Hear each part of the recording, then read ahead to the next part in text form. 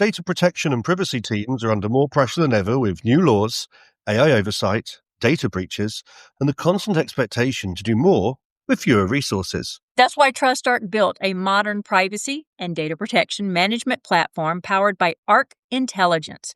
It unifies your tools, automates the work that slows you down, and surfaces what matters most right when you need it. From guided quick actions to our intelligent assistant, Ask Arc, you get credible, contextual answers backed by expert research, not generic AI guesses. Finally, privacy that works the way privacy pros work. Learn how TrustArc helps teams move faster with confidence at trustarc.com/serious-privacy. That's trustarc.com/serious-privacy.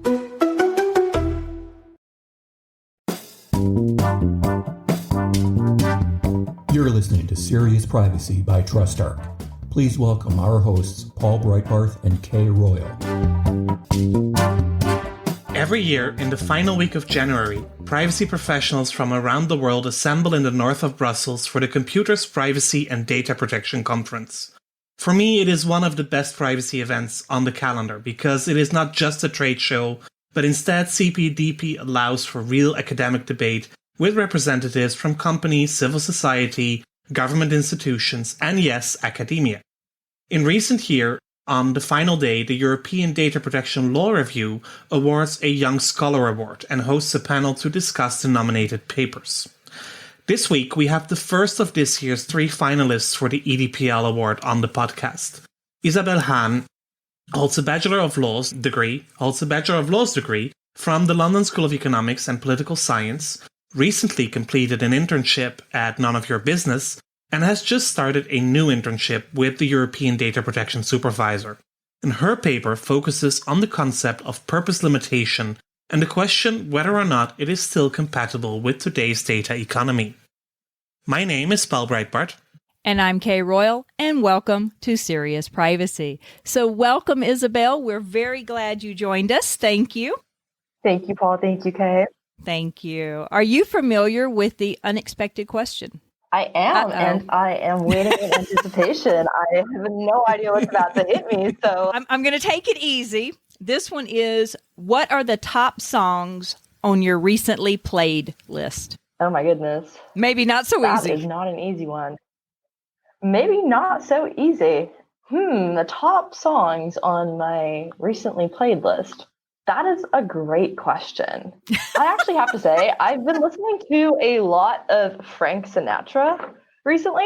I find him very, very calming. So a lot of jazz has been going on in my recently played. It's much to my surprise, but definitely been feeling the vibe a lot more than usual. But not complaining. It's been really, really calming and nice to listen to that.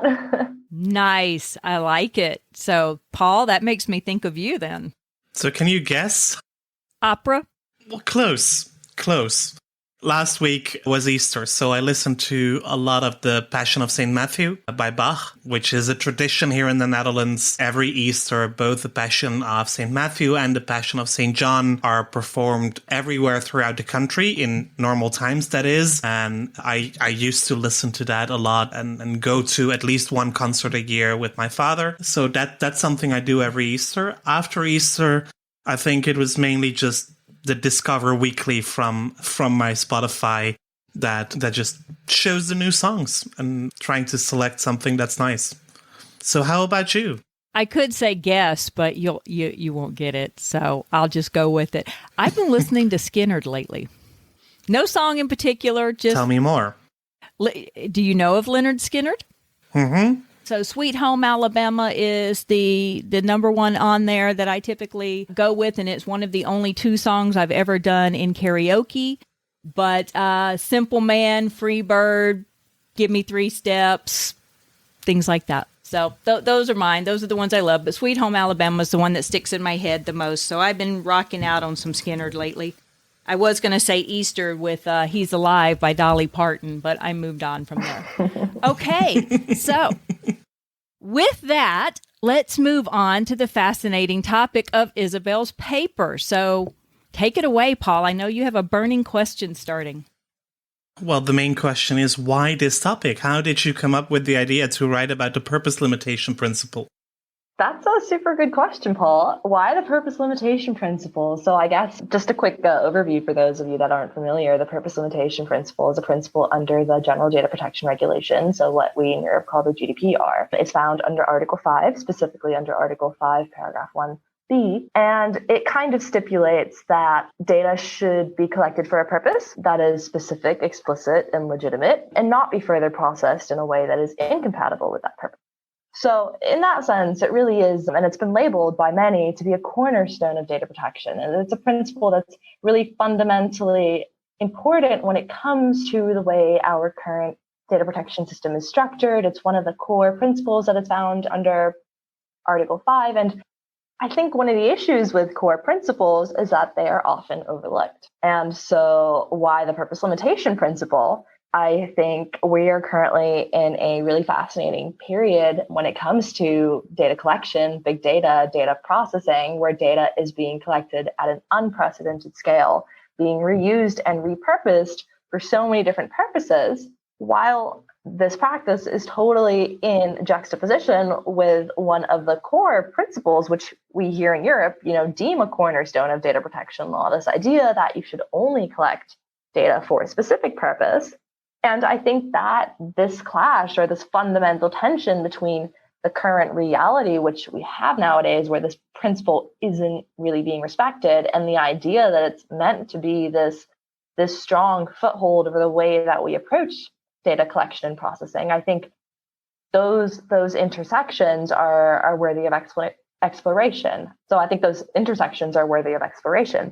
And that's why when I stumbled across the topic, I knew that it was something that I wanted to research and write about, because I think it is really interesting to explore topics that kind of juxtapose one another, but at the end of the day may still be compatible depending on how you look at them. So had you been doing any work or following any classes on privacy legislation before you stumbled upon purpose limitation? Or was this just sheer coincidence? No, I mean, sheer coincidence to an extent. But so, as you briefly mentioned, I studied law at the London School of Economics. I did my bachelor's degree there. And in my third and final year, and in my second year, I took a class on IT law, which covered everything from intellectual property law to computer misuse to data protection. And that's when I really became interested in data protection. I thought it was super fascinating. I thought it was a field that's beginning to grow. It's so new and so nascent in many ways that it was really interesting. And so when I got around to my third and final year of law school, I decided that this was something I definitely wanted to stick to for the time being and explore. And so when it came to writing my thesis paper, I decided this is something that I definitely want to write about. And so upon doing some research, that's when I came across the purpose limitation principle. And that's when it really caught my attention. And I guess one thing led to another, and now I'm here. So very happy with the way that the journey has been so far. And now you're stuck in data protection. And now I'm, well, for now I'm enjoying my time in data protection. Very good, very good. So the purpose limitation principle, yes, we know it from the GDPR, but it is no longer unique to the European Union, is it? We've seen it in other laws, in Brazil, in Virginia now, in the state legislation, there is a form of purpose limitation. It's part of other draft state laws and other privacy laws across the world. Is it something that is here to stay? That's a great question. And I think it is something that if it is here to stay, it will not be without pushback. Because I think whether we're talking in a European context or in a broader transatlantic context, I think one thing is for sure, and that is the way that data is being collected and repurposed is no longer in such a way that one collects one piece of data for one purpose and then never uses that piece of data again. And I think that's a problem I think that's a phenomenon that occurs worldwide, regardless of where you are. And so whether or not the purpose limitation principle is, or whatever one may call it, depending on which jurisdiction one is in, I think it won't be without a fight. And I think that there are inherent values and normative concept that the idea of purpose limitation seeks to really enforce and seeks to ground. that I think are worthy of keeping and worthy of pursuing. And just because our current data collection and processing landscape may have shifted, I don't think that's a reason why we should devalue these concepts or reduce the importance that they play or the important roles that they play. And as we're looking at the sheer amount of data that's collected worldwide, and there are numerous statistics out there about it, one of the things that you reference in your paper is how data is aggregated across different data sets. And I believe you both include data sets that the company may have available to them internally, as well as other data sets that they might be able to acquire, or where they might share their data to, or take it one step further, the data brokers that specialize in acquiring data from everywhere. So where do you see the purpose limitation applying in the big data concept? That's a great question. So, I think it's really, I think it's interesting. No. I think it's really interesting because I think inherently you can talk about purpose limitation on multiple different levels. What I explore in my paper is purpose limitation when it comes to big tech giants that control data flows. So, the big tech giants, you name them, and how they approach the concept. But I think that the principle exists on multiple levels, and I'll give you an example. Recently, a complaint was filed here in Austria before the Austrian Data Protection Authority against a credit rating agency. And essentially what had happened is someone had filed a subject access request under Article 15 of the GDPR asking for the data that this credit rating agency held on them. They received the data, and in order to be able to receive the data, the complainant had provided a copy of their ID. And the credit rating agency said, "Great, thank you very much. Here, we actually don't hold any data on you, but now that you've given us your ID and your data, we're now going to take that data and put it into our database and update our database based on your data." And that's an inherent violation of the idea of purpose limitation. You're taking data that's provided for one purpose and using it for a completely different purpose without a legal ground for doing so. And that's a great example.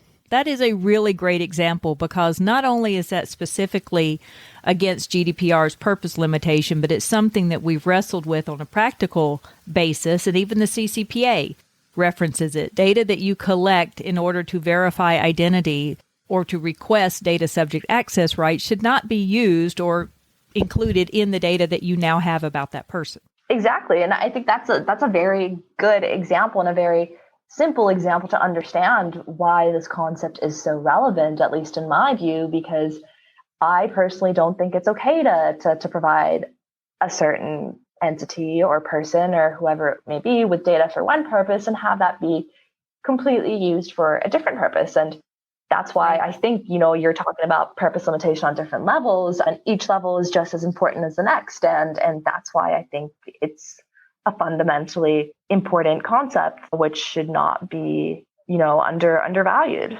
And do you think this is a concept that the average person understands?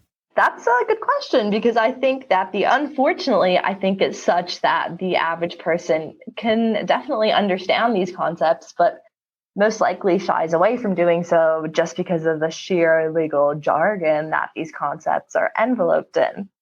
And, just that's why, number one, it's important to write about them, I think. And I think number two, it's super important to show people that you don't need to have a lot of experience. You don't need to have professional qualifications to understand these topics or write about them. Or you shouldn't have to. You shouldn't have to, exactly. And that's a narrative that I think is worth building. And I think it's a narrative that's important to show people that no matter their age, their background, these are important concepts that are worthy of engagement. And if one's interested, one should engage with them regardless of who they are or where they come from. And I think that's a little bit, I'm on a bit of a personal note, I think that the idea that it should be accessible really speaks to me because, Paul, you mentioned the EDPL Young Scholars Award. As mentioned, I only hold a bachelor's degree. And this is a paper that I initially wrote for my bachelor's degree. And so when I came across the EDPL Young Scholars Award competition, I saw that it was open to master's and PhD students. And I thought to myself, oh my goodness, there is absolutely no way that my knowledge is enough or substantive to an extent that I'd even be able to perform or to have someone take interest in my paper. And I think there is an access barrier when it comes to privacy and data protection, unfortunately. And I think it's really important to build a narrative that it's a young and it's a developing field, and anyone who's interested is more than able to get involved and take part. And, I've experienced that myself now, and I think it's really worthy of sharing and encouraging more people to do so. At the same time, I do think that purpose limitation is probably by far the easiest principle to explain to a general audience, that you can only use data for the reason for which you handed it over in the first place. It should be so obvious you shouldn't need to write it down in the legislation, that you cannot just do everything with the data that you have just because you have it. There is a big difference between the need to know information and the nice to have information. That's also why I'm always so annoyed if web forums ask for all kinds of information that is completely irrelevant for the thing that I try to do, whether that is indeed filing an access request to the publisher of a GDPR manual in France. This actually happened. And they wanted my date of birth to be able to file a complaint. Wow. Why would they need my date of birth to file a complaint?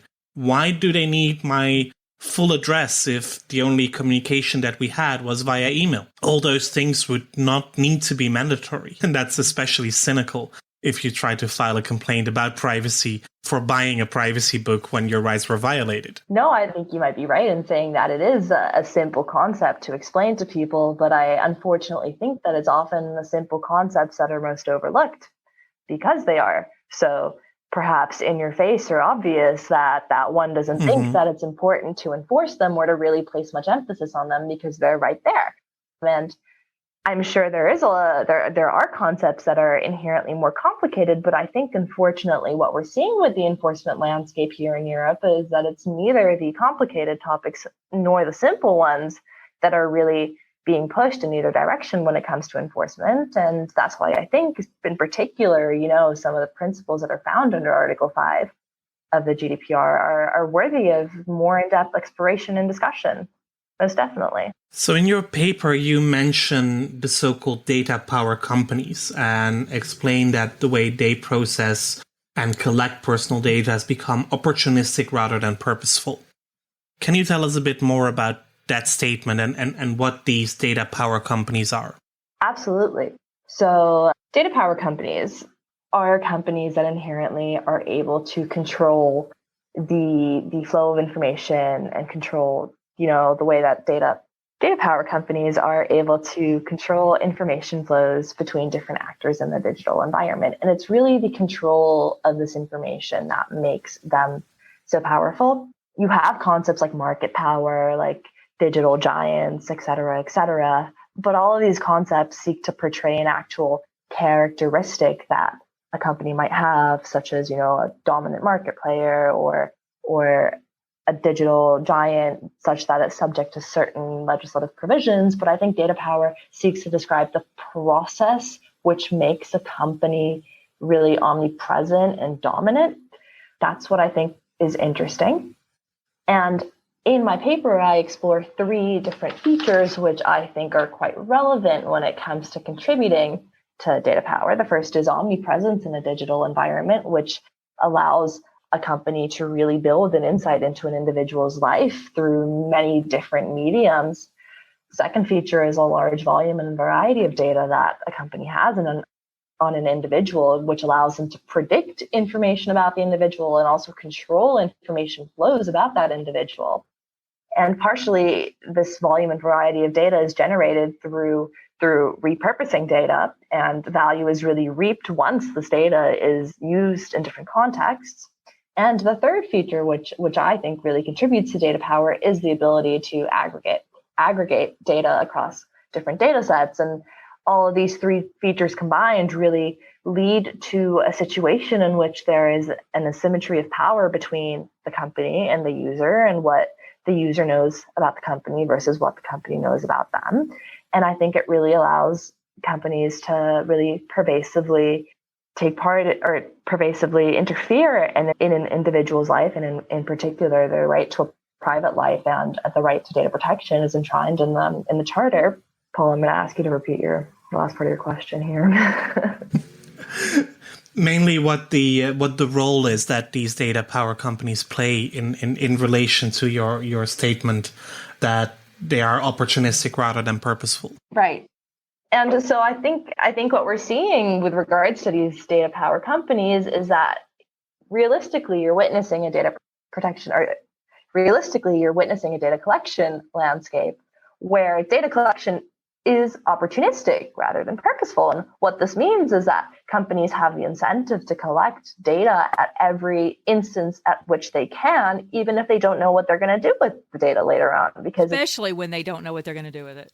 Especially, that's totally right, Kay. And I think that's one of the current issues of the current data collection landscape. And I think, big data technologies only serve to make the issue worse, because they also encourage just a large amount of data collection. And the idea is, let's collect all this data, and then maybe through a set of algorithms or through a set of, repurposing and recombination, we'll be able to come up with some really interesting identifiers about the individual, or be able to profile them in ways that we didn't know. And so, unfortunately, I think data power companies are not even just them, just the whole data collection environment has become opportunistic, and data is collected at each possible instance and, repurposed and revalued. And that leads to a situation in which the value of data no longer comes from the point at which it is collected, but from after it is repurposed and reused. And I think that's something that we need to deal with if we really intend to defend these rights that are enshrined both in the charter and in, different legislations and regulations, both in the EU and abroad.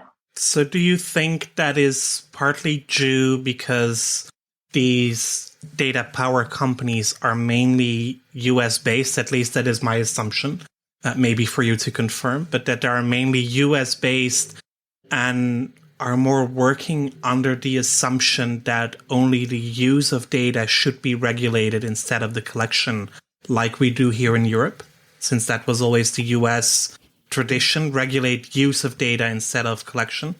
I'm not even sure we do a good job at regulating use. No, you don't, but that's another discussion.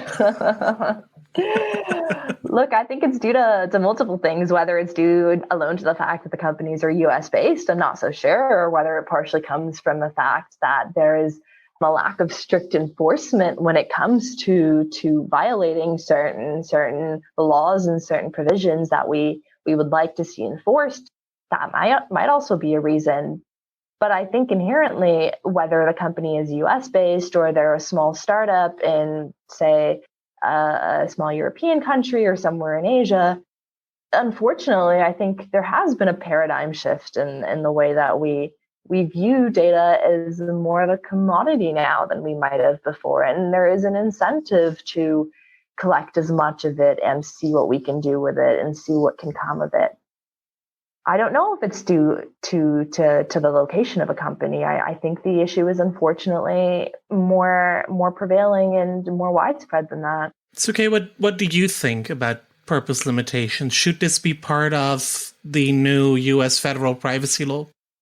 Yes, I do believe that purpose limitation should be part of it, but I also have to add, and maybe this is where the U.S. perspective comes into play, because I'm a huge privacy advocate, but we don't know what we don't know. So as uses of data start coming to light in future years, whether or not it's beneficial or harmful or money grubbing or whatever you want to call it, we've learned a lot about our world by using data in ways that it was not collected for. For example, Twitter being able to identify flu outbreaks long before doctors and medical care personnel could, based on what people were saying on social media. And of course, that the purpose of saying it on social media was not for healthcare authorities to be able to predict outbreaks. So if you consider that there are some benefits to not having a purpose or not sticking to a strict purpose limitation, and as I say that, I'm cringing. You can see it from my face because I'm sitting here going, wow, data should really only be used for the purpose it's collected for. Kay, is that really you saying this? I know, right? But I really am thinking about it, that we have discovered so much about our world because of the data that we've collected, that we've used for purposes other than what it was collected for. I'm not sure that disclaiming that in a privacy notice is effective whatsoever. I know in privacy notices that I've read from others that basically says, oh, by the way, the data we're collecting from you, we're going to use in every possible way we can and combine it with every single bit of data that we can find to find new ways of finding out information about you. I mean, there are companies that disclaim that, but that's not good enough. Because who goes and reads the privacy notices, especially the ones that require 3 PhDs to read them? I really do wish companies would drop their privacy notice in a readability scale. There are some really good ones online for free. And if that score is greater than a 12, which is a 12th grade education level, your privacy notice is way too sophisticated for the average person to understand. But that aside, there is some benefit to it. I mean, think about some of the ways that I've mentioned. How does that resonate with you to say, ooh, wow, there is actually benefits to not sticking to a purpose limitation, but where do you draw the line? No, I guess that's the whole question of compatible use. Yeah.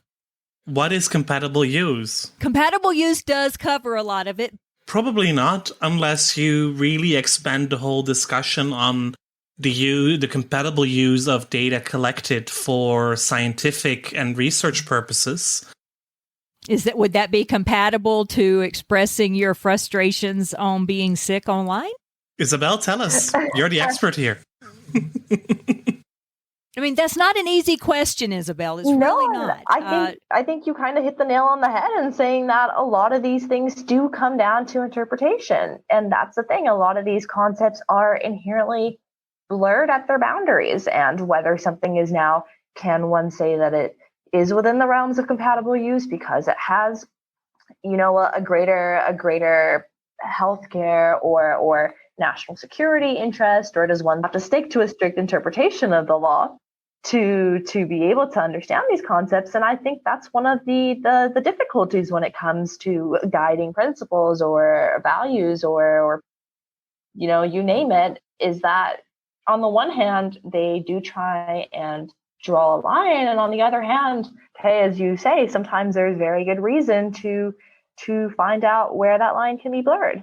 Should that be our guiding post then? Is, as Paul said, compatible use is typically permitted. Maybe the beneficial use should be measured along the lines of legitimate interest. That maybe you have to affirmatively acknowledge that you're using the data for a purpose for which it was not collected. However, there is a legitimate interest in using the data for that purpose, and then you have to balance that against the expectations or the awareness of the user in providing that data. Would they be shocked? Would they be appalled? Would they be harmed by the data being used for a secondary purpose? And one of my common examples for secondary purpose is using the data for internal IT development and testing. So if you're collecting the data to send someone a newsletter, as Paul was saying earlier, then why are you using it to test software on? It's a really interesting point when you say legitimate interest, because that's also been put forth in the academic landscape. And there's even been suggestions that the compatible use element be replaced with a test based on legitimate interest. But then you run into the issue of whose legitimate interest is to be taken into account here. Is it the legitimate interest of the company? Is it the legitimate interest of the healthcare provider? Is it the legitimate interest of the data subject who partially has no idea for which purposes their data is even being used and therefore cannot expect that their data be used in a different manner? And I think that's where you run into murky waters. And I think personally, that's where the legitimate interest argument falls short in the sense that it is very shaky and in many ways open to exploitation in a way that I think will only serve to exacerbate the asymmetry of power that exists between data power companies or companies that possess the ability to repurpose data as they wish, and individuals who are trying to gain any type of transparency and insight into the digital ecosystem. So in your paper, I'm drawing us back to the paper as well. You also talk about the theory of contextual integrity from Helen Nissenbaum. And also that relates, of course, a lot to the discussion we're having now on compatible use. What is the whole context in which the data processing is taking place? Will that be part of a solution for this discussion? I think contextual integrity. So just to backtrack a little bit, contextual integrity is kind of a normative theory which was presented by Helen Nissenbaum in her book Privacy and Context originally. And contextual integrity seeks to determine when a violation of privacy has occurred through a contextual evaluation of norms related to information sharing. And it really is a normative framework which one can apply in different situations to understand how perhaps the expectations of individuals are not being met, or how certain informational norms are seeking to further one thing, but our current reality is furthering another. And through this analysis and through this framework, one can normatively try to understand how a situation looks. And to answer your question, Paul, whether that's the solution, that's a hard call to make, because there are many people who would say that normative approaches are very much not what we should be looking towards, and that they are also open to interpretation, and that they are inherently normative when we are inherently in a situation where things are as they are. And there's also those that suggest that the whole idea of purpose limitation is unattainable, because even if companies were to tell us what they're doing and exactly how they're doing it on paper, we have no means through which to verify that that's actually going on behind the scenes, or the technical expertise to understand whether or not this is the truth in full. And when it comes to what the way forward is, that's another paper in itself. But I think it's very much open to debate and to exploration. So what's next in privacy for you? What's next in privacy? So I am currently doing a traineeship at the European Data Protection Supervisor in their supervision and enforcement unit, which is incredibly exciting, as I'm getting to hands-on understand how some of the enforcement stuff looks like and how that's materialized, or how that materializes in practice. But what's next is a bit of a question mark at the minute. Yeah, we'll leave that one open. Very good. So do you see privacy as your career moving forward? Are you hooked? I definitely think I am hooked, and I definitely think the field is super interesting, and I would love to stay in it. And people, always warn me against specializing too early. I mean, after all, I just turned 22, so people say to me, explore your options and stuff like that. But You have about 50 years of career left in front of you. Right. Well, and there's no reason that specializing in privacy early is going to hurt you. I think I'm on my third clearly defined career. No, but I think it's a super interesting field. And, as I mentioned earlier, I think it's important to get young people involved in a growing field, and especially women as well, who are interested and want to further their careers. And, the tech world is open to so many, and I think it's important to go out and try and put your foot in the door as much as you can, as long as it interests you.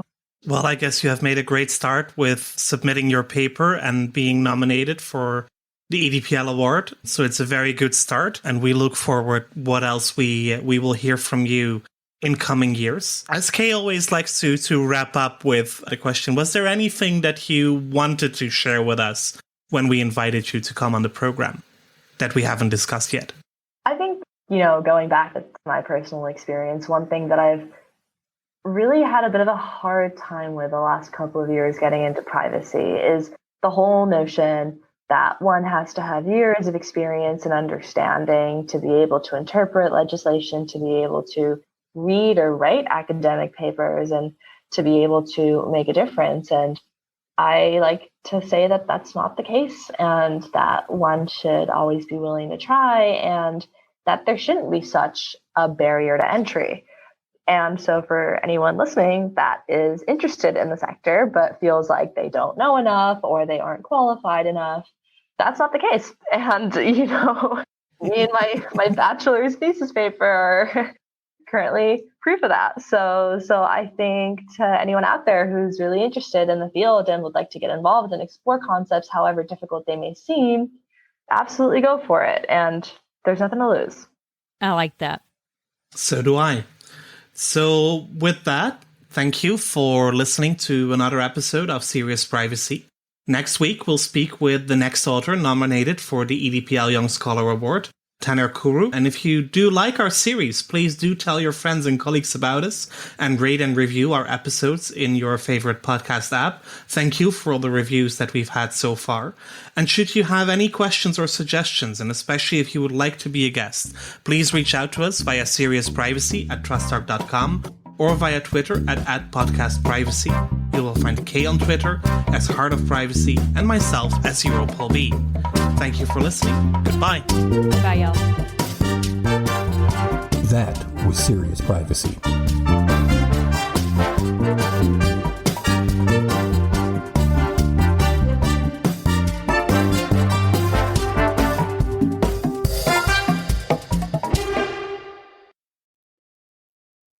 If you're a data protection or privacy professional, you already know the pressure. Non-stop regulatory change, AI oversight, internal demands, and the expectation to somehow stay ahead of it all. And the old patchwork of tools just isn't cutting it anymore. No.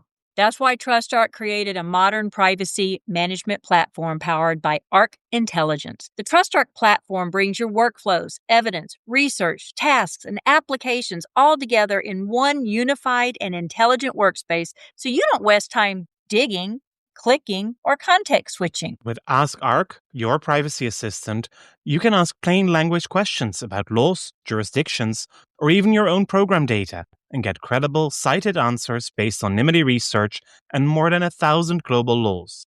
It's explainable, transparent, and purpose-built for data protection and privacy. So if you need to add a vendor, create a cookie banner, or start an assessment, quick actions take formally complex tasks, turn them into bite-sized guided workflows to save you time. It's a platform that thinks like you, works like you, and helps you move faster with confidence, whether you're a seasoned DPO or you're just getting started. See how modern privacy gets done.